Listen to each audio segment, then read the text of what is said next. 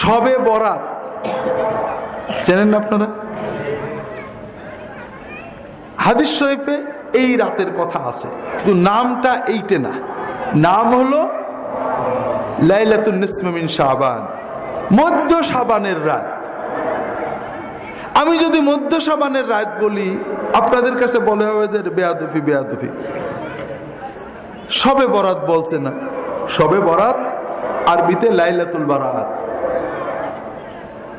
আর রাসূলুল্লাহ সাল্লাল্লাহু আলাইহি ওয়াসাল্লাম হাদিস শরীফে সাহাবী তাবেঈনগণ হাদিসে বলেছেন মধ্য শাবানের রাত।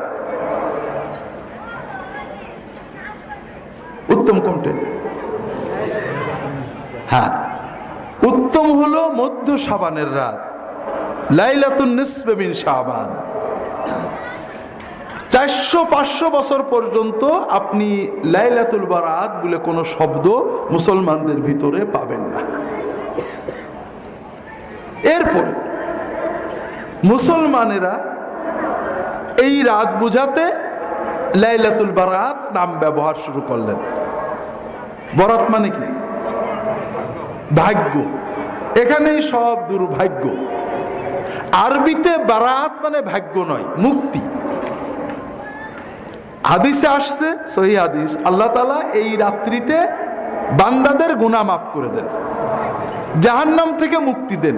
এই জন্য কোন কোন আলেম এই রাতটার নাম দিলেন লাইলাতুল বারাত, মানে মুক্তির রাত। এই আরবি বারাত বাংলায় এসে হলো বরাত, আর মুক্তি হয়ে গেল ভাগ্য। এখন কিন্তু আমরা শবে বরাতে মাগফিরাত রহমতের জন্য কিছু করি না, যা কিছু করি ভাগ্যের জন্য করি। পুরো থিমটাই উল্টে গেছে। তো যাই হোক ভাইরা, এটা অনেক দীর্ঘ সময়ের পরিক্রমায় ছোট ছোট ছোট ছোট ভালো কাজ বলে আমরা অনেক কাজ করেছি। প্রথমত এত খারাপ ছিল না, কিন্তু সুন্নত যখনই মারা গেছে আর একটা বিষয় সেখানে দাঁড়িয়ে গিয়েছে, ক্রমান্বয়ে এটা খারাপই হয়ে গেছে।